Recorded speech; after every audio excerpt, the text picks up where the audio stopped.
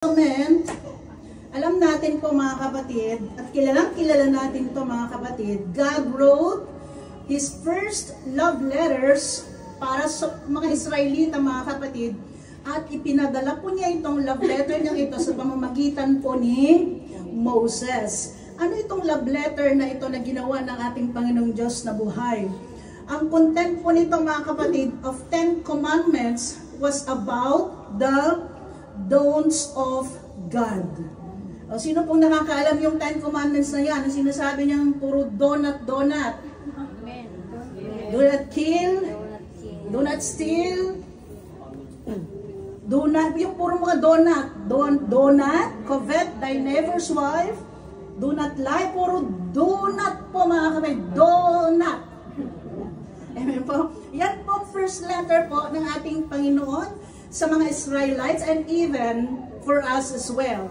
But sadly, mga kapatid, alam natin ang story po ng mga Israelita. Millions of people were not able to enter into the land of Canaan. Bakit po? Hindi lahat sila nakapunta po sa land of Canaan o promised land because of this letter of don'ts.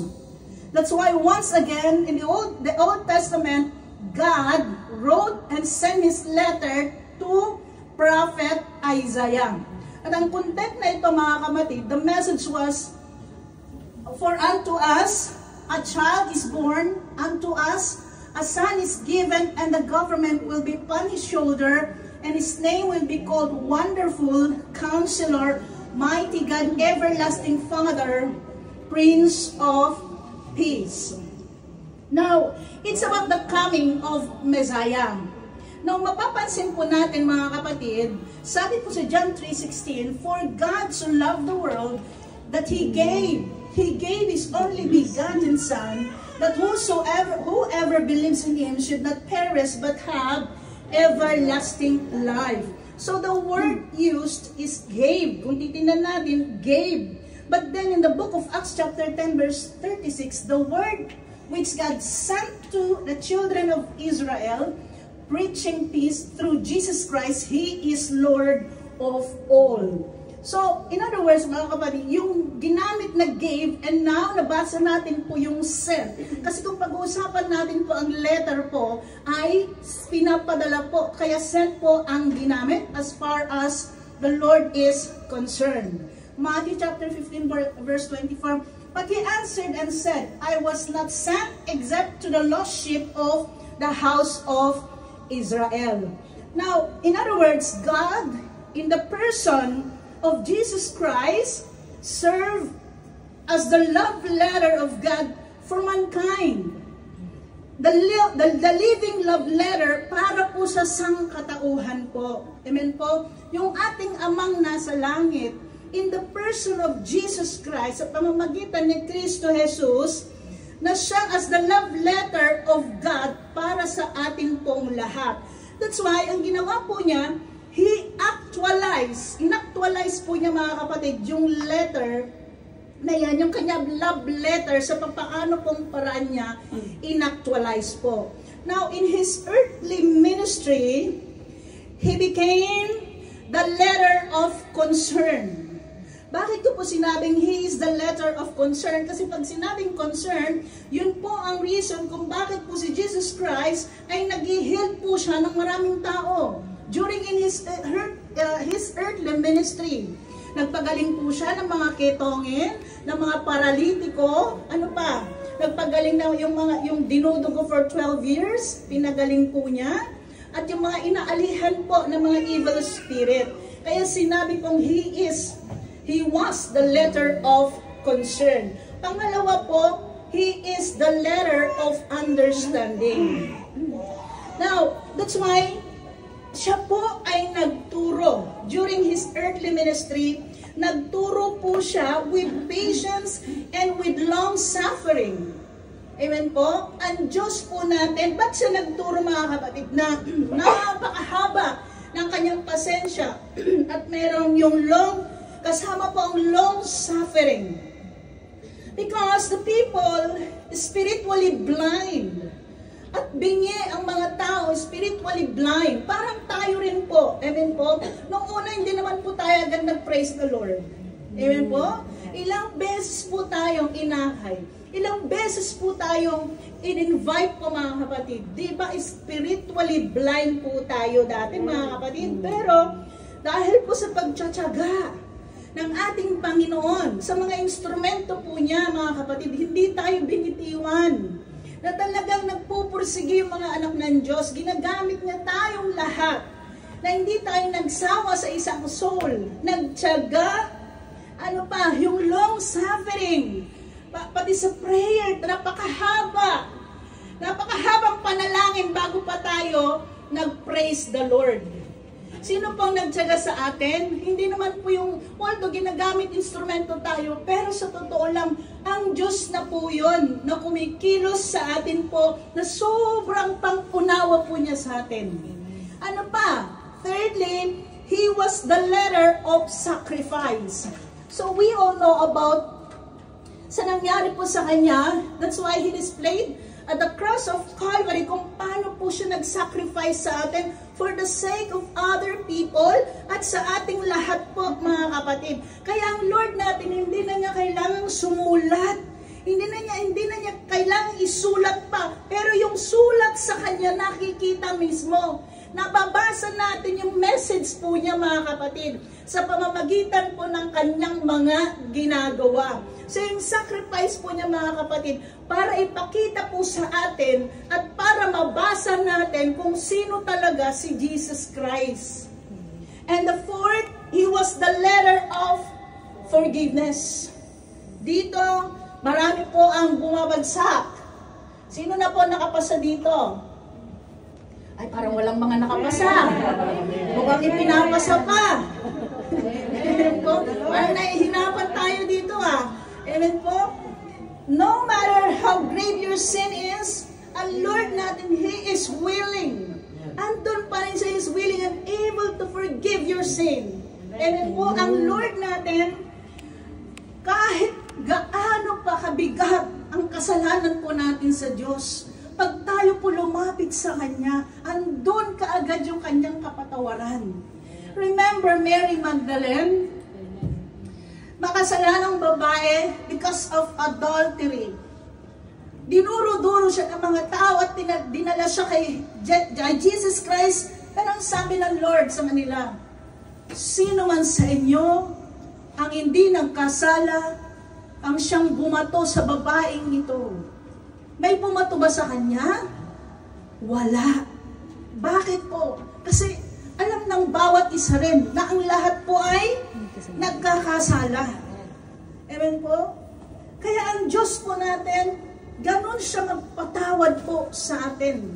He was the letter of forgiveness. Kung ang Diyos, He was the letter of forgiveness, sana tayo din bilang mga anak ng Diyos ay marunong magpatawad. And God wants to show us na anuman ang kasalanan natin, basta tayo po'y nagsisi, tinatanggap po at pinapatawad tayo ng ating Diyos. But, after His ascension, Jesus Christ was the letter of joy. Kaya nga po mga kapatid, nung siya po ay pumunta na sa langit mga kapatid, nagkaroon po ng joy ang mga anak ng Diyos, bagamat dumaranas po sila ng mga persecution, pero nandun pa rin yung kagalakan sa kanilang mga puso, despite of hardships, despite of troubles, trials po, andun pa rin yung joy. Na dapat tayo rin po, thank you sis, ay nakakadama pa rin ng joy sa puso. Kahit anong bigat ng problema natin, nandun pa rin yung joy sa puso. Amen. Tingnan mo yung katabi mo kung gaano kabigat yung dinadala niya. Bigat na, anong wala lang ba? Amen? Yun ang gusto ng Diyos sa atin. Napakahirap naman yan, pastora. Ang bigat-bigat niya ng dinadala ko Alam mo, pag ang Diyos ang nasa'yo at marunong tayong mag-forgive, yung bigat na yan mga kapatid, gumagaan po. Pinagagaan ng ating Diyos na buhay. At makakadama ka. Despite of your hardships, your trials, your troubles in life, andun pa rin yung kagalakan sa puso. Amen po mga kapatid. Kaya nga sabi ni St. Paul, rejoice! Rejoice in the Lord! Rejoice! Amen po. And I believe that God, in the person of Jesus Christ, is the best love letter sent straight to the heart of mankind. But Paul says in the book of 2 Corinthians chapter 3 verse 1, sa wari ba ninyo, pinupuri na naman namin ang aming sarili? Kami ba'y tulad ng iba na kailangan pang may rekomendasyon para sa inyo o mula sa Diyos? Now, Paul speaks about epistle or about the love letter. 2 Corinthians chapter 3 verse 2, you are our epistle or you are our letter. In other words, Paul believed that Christians, tayo po must serve as love letters coming from God. Magsilbi tayong love letter. Tingnan mo yung katabi mo kung love letter siya o enemy letter. Enemy letter? Love letter ka ba? Amen po? Pag nakasimangot siya, hindi yan love letter. Sa katunayan po, in the book of 2 Corinthians chapter 3 verse 3, clearly, you are an epistle, you are a letter. In other words, Jesus Christ was the love letter of God. Siya po ang love letter of God in person during His earthly ministry. But it is clearly stated that tayo po, na mga anak ng Diyos, we are the living love letters of Christ to mankind. Amen. Nakukuha natin, nanawa tayo magsilbing love letter sa mga tao po. Napakahalaga na tayo po ay maging love letter. Nakukuha niyo po mga kapatid. Kung si Jesus Christ love letter, dapat tayo rin love letter po sa mga tao. If Jesus Christ is the love letter of God in His humanity, gaya ng sinabi ko, tayo rin po bilang mga Christians are the love letter of Christ to mankind. 2 Corinthians chapter 3 verse 3, clearly you are an epistle or letter of Christ, ministered by us, written not with ink, but by the Spirit of the living God. The Bible says that we have to walk in the Spirit. Why? To prove that we are written by the Spirit of God. Kaya dapat lumalakad po tayo sa Espiritu para patunayan na tayo ay nakasulat din by the Spirit of God. So tayo po ang love letter ng Lord sa mga tao. Kaya madalas tayo po binabasa ng mga tao. Binabasa nila ang alin? Ang mga attitude natin. Diba? At Kristiyano to, diba? Ba't itong attitude niyan? Binabasa po tayo. Hindi na lang natin alam na binabasa nila tayo. Kristiyano yan, diba? Lalo na sa trabaho natin. Amen po? Pag alam nilang Kristiyano ka, binabasa ka nila.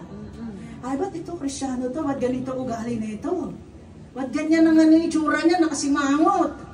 Ang aga-aga, Kristiyano ba talaga to? Binabasa tayo mga kapatid ng mga tao. Amen po, yung mga attitude natin. That's why laging sinasabi ng Lord, ang tawag dito sa pag-aaral natin, lagi niyang sinasabi na mag-ingat tayo, maging ilaw tayo sa sanlibutan. Kasi tayo po ay love letter ng ating Panginoon.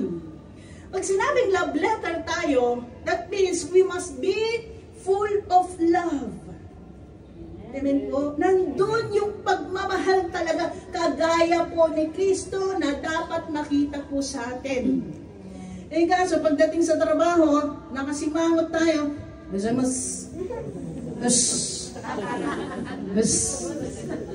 ito na naman, nakasama ko na naman sa elevator, nakasabay ko na naman sa escalator. Di ba? Araw-araw nating nakikita yan sa trabaho natin. Naniniwala ko, maraming ganyan. Why? Experience ko din eh. Nagtatrabaho din ako eh. Amen po mga anak ng Diyos. Pero pinapasabi ng Diyos sa atin bilang mga anak ng Diyos, magsilbi tayong love letter sa kanila.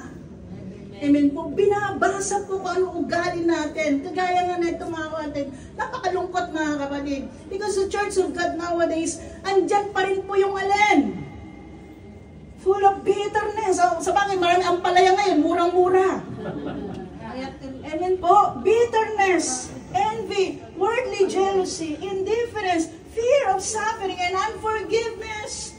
Andyan pa rin ba? Ito sa atin, bitter tayo. Ay, ba't siya binigyan mo? Ba't ako hindi?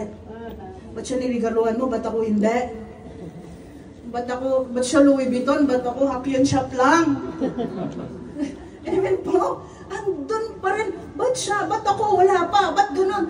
Nandun po yung mga bitterness natin, yung mga envy, ayaw ng Diyos po yan.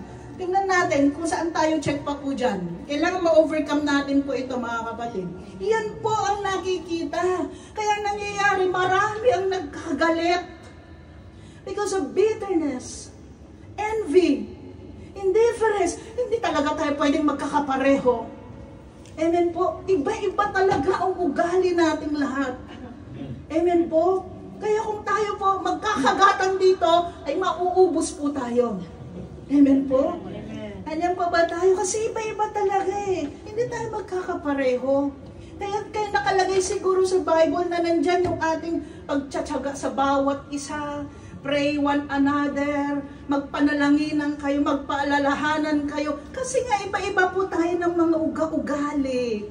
Anyan pa ba tayo? So yan po nakikita, kaya nga po marami pa rin nagkakagalit. Even Christian, imagine mo love letter sa love letter nagkakagalit. Masasabi ba yung love letter po yun? Hindi yung love letter mga kapatid. Amen po? Because if you're a love letter, nandun yung concern natin. Concern sa bawat isa, understanding, sacrifice, and forgiveness. Madali tayo dapat magpatawad po mga kapatid. Kasi yun nga po ang problema mga kapatid. Kaya nagkakaroon po ng away. Ganon din sa mag-asawa in relationship, kapag walang forgiveness po mga kapatid sa relasyon, sigurado po, hiwalayan po yan. Mahihiwalay ang puti sa dikolor. Amen po? Yun po ang mangyayari. Bakit? Ayaw mag-forgive.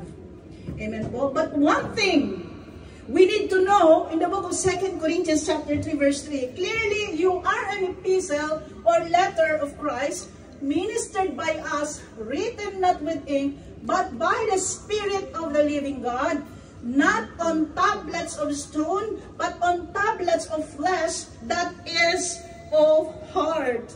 So therefore, as love letter of Christ, tayo po, we are supposedly written in the hearts of men. Nakasulat tayo sa puso po ng mga tao sa pamamagitan ng ating magagandang gawa. Amen. Amen po. Instead of on stone tablets, kaysa nakasulat po doon sa tablets. Kasi ang tablets po, di ba, kailangan mo yung iukit. Kaya dapat tayo nakasulat po mga kapatid sa puso ng mga tao. Hindi tayo isinulat sa tablet na gaya po ng 10 Commandments. And there are two meaning. Now we're talking about our loved ones, yung heart nila at saka heart natin po. Heart nila at saka heart natin. So pag tayo po bilang isang love letter, we must make it sure mga kapatid, na yung letter po, na tayo po, is being written to the heart of others. Gaya din sinabi ko, nakasulat po tayo sa puso nila.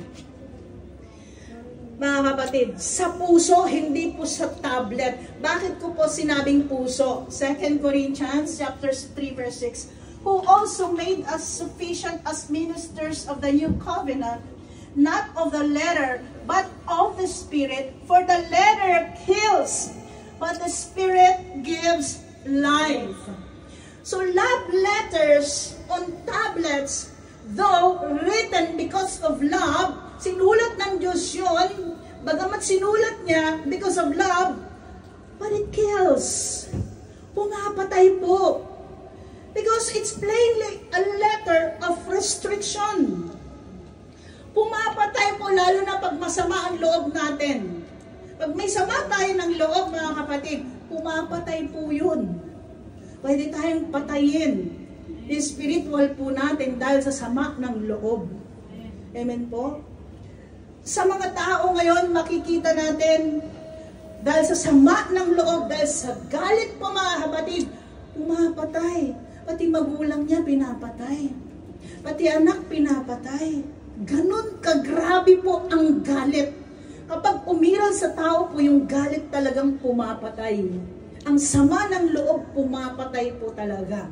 Amen po? Because the 10 Commandments, sinulat po ng Lord, ano yung mga nakasulat doon? Uli, yung mga don'ts. Wag, wag, wag. Puro wag po yung nakasulat doon, mga kapatid. Doon po sa tablet ng ating Lord. Wala kang makikita kundi mga don'ts. Amen po? Kaya yung love letter na yan, yung 10 Commandments po mga kapatid, not actually inabolish po ng Lord, pero pinalitan ng Lord po mga kapatid. In the New Testament, sa dalawa pong commandments, love the Lord, your God, and love your neighbor as your love yourself. Ganun na po niya sinam up po ang ating Panginoon. Amen po? Imagine mo mga kapatid, not only that, no? Pag sa tablet nakasulat po ang love letter po natin, madalas po, minsan lang, alam mo mga kapatid, yung 10 Commandments po, minsan ka lang magkamali doon. Alam mong mangyayari? The death penalty will surely imposed. Mabuti na lang di tayo nabuhay noon. Baka hindi pa nga tayo nag-meet siguro, tigok na tayo. Bakit? Hindi nakasunod sa 10 Commandments. Yung mga Israelita, nakikita nila, nagmi-miracle ang Lord. Pero marami pa rin namatay. Why? Nag-disobey sila sa Lord. Amen po? Kaya pasalamat tayo ngayon tayo na buhay sa New Testament. Everybody say, thank you, Lord. Thank you, Lord. Ibig sabihin po, there's no second chance. Walang pangalawang chance po.